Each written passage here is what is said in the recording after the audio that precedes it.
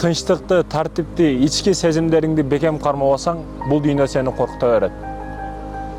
Бул дүйнө сенин арканда ударларды бере берет. Күтүлбөгөн подаркалары сен үчүн өтө көп. Сен бул жашоо кыйын дебе. Кыйын болсо сен да кыйын бол.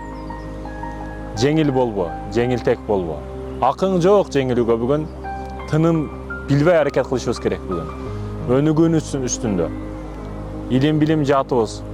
Жалаң гана курсакка киргизе бербесен, но башка да киргизишибиз керек. Күнүгө 3 мал, 4 мал, 5 мал ашып барса, тамактарды жеп атабыз. Бирок мээге не берип атасыз? 5 бет китеп окуп атасыңбы? Жаштар бүгүн сушисиден баягы жеңилтек тамактар өтө көп. Баягы KFC'си, UFC'си, дагы не? Кирешкиси, Фанта кола бардыгын ичип жеп атат, жеңилтек тамактар. Карбондорунан баштап бүт бардыгы Кудайым сактасын. Баягы оригинал жашоо жоголуп баратат да.